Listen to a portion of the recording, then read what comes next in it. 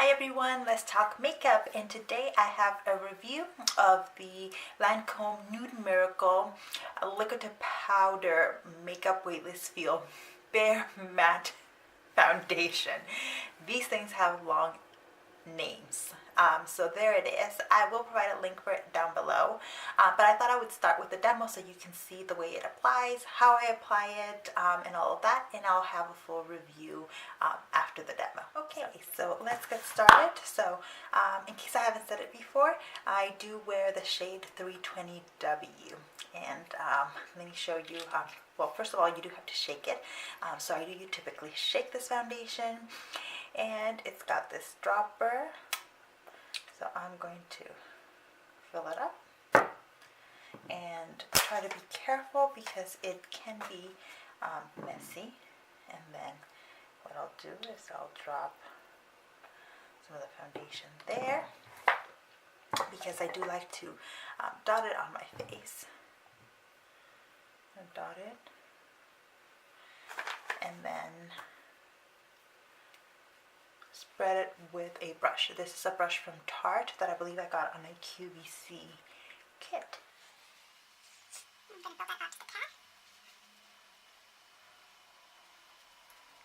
So it does, it's super liquidy and blendable.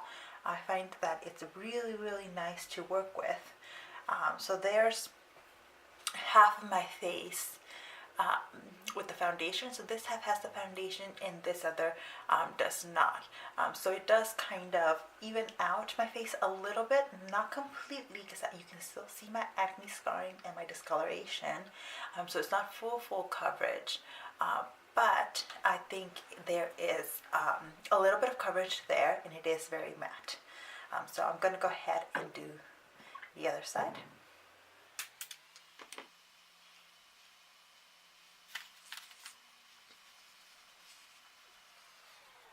See, that is super easy to apply.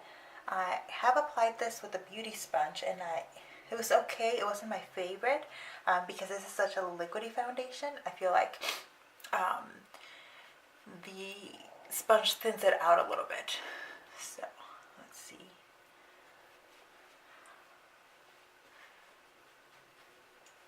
Alright, so I think that's good enough for now. So you can see once again that there is some coverage, not high coverage though, that it is matte.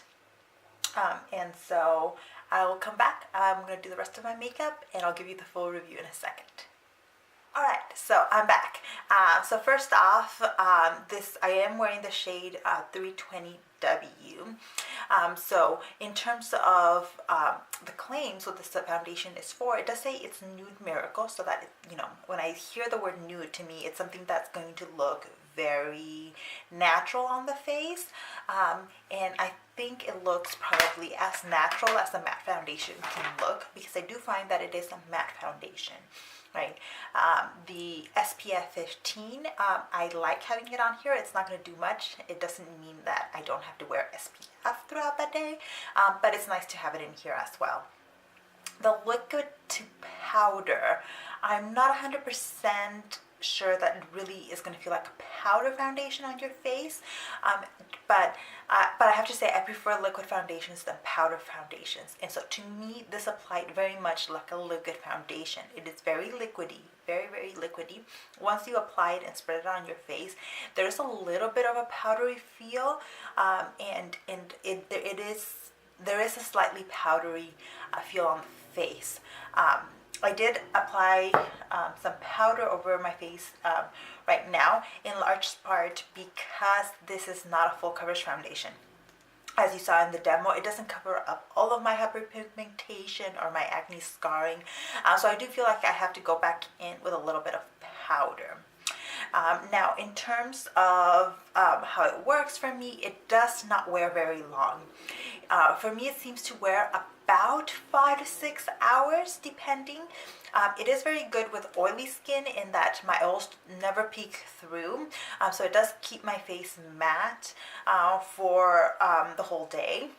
But the foundation disappears, so that by the end of the night, when I am washing my face, I'm not removing very much of this foundation. And if anything, I think I'm removing some of the other products that I might have on my face rather than the foundation itself. And that is a big problem for me because sometimes I'll have long days. And I think most people, if you work, an 8-hour shift, for example, or even if it's shorter, you're getting up early in the morning, you're doing your makeup before you go to work, you might have a commute, then you work your day, and then you come home, and it's not like you take your makeup off right away necessarily. You might run errands, you might do other things, and so we all end up with pretty long days. My days right now begin at 6 a.m. By 6:30, I have my makeup on. I'm back home between 6 and 7 p.m. and then I still run around and do a few things. So I need a foundation that's going to stay on my face for a longer period of time for every day. I've been wearing this foundation for 2 weeks.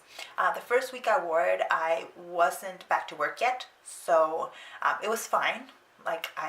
It wasn't lasting until the end of the night, but it didn't matter so much that it wasn't lasting to the end of the night, right? Now that I'm back at work, I can't do this foundation. Like, I wore it on Tuesday, and when I got back from work, I checked my face, and there was just hardly any foundation on my face, and so it was fine. It doesn't wear off funny or weird or anything like that. But for Thursday, when I went back to school, I just wore something else because I need something that's going to stay longer on my face. So if that's important to you, I would say no. If you're just looking for kind of just a lighter foundation, light wear foundation, you don't need it to last that long, then I think this will be very nice for that. I think it is good for oily skin. I think it would work on normal skin as well. I'm not 100% sure how it would wear on dry or very dry skin because of that powder feel to it. I have a feeling it might cling to dry patches, but if anybody's tried it with dry skin, let me know. I do have one other gripe about this foundation, and that is the dropper. The kind of dropper format of this means that when you pull it out, and I'm doing it slowly here, but when you pull it in and out of the glass bottle, it splashes. It splashes if you do it too quickly. I literally right now, you have to do it this slowly, and I'm still getting a little bit of pulling around the top of the bottle. So this means that I've gotten it on my clothes, and I get it on my counter. Every single time I've used it, I've gotten some sort of foundation outside of the dropper and bottle. So that is not something I like. The other thing is the dropper. So it is working now, but I'll be honest, for me, and maybe this is my fault and not its fault, but for the first week and a half that I was using it, the dropper just did not work. So I was having to pick up tiny bits of foundation at a time, putting it on my arm and then putting it on my face. Now that the dropper works, it's a little bit better, but I am realizing that this dropper format is not my favorite, especially in this kind of bottle. I have a NYX drop foundation, and that one I've never had an issue with the dropper. It might splash a little, but I've never felt like it's been a problem. Whereas with this one, I have felt it's a problem, and it's a pricey foundation. It's also not cruelty free. I bought this before I went cruelty free, so I might see if it's possible to return it because it's just not an ideal foundation for me. If I were not cruelty free, I would probably keep this in my stash for a kind of shorter days where I just want something a little bit more natural on my face. But as it is, I have plenty of those foundations in my collection right now that are cruelty free and that don't have an annoying dropper on them. So yeah, that's kind of my 2 cents on this. I think it's a foundation that will work for a number of people, but it's just not my favorite, and I am kind of leaning more towards using some of my other foundations rather than using this one. For that reason, I think I should probably be returning this one.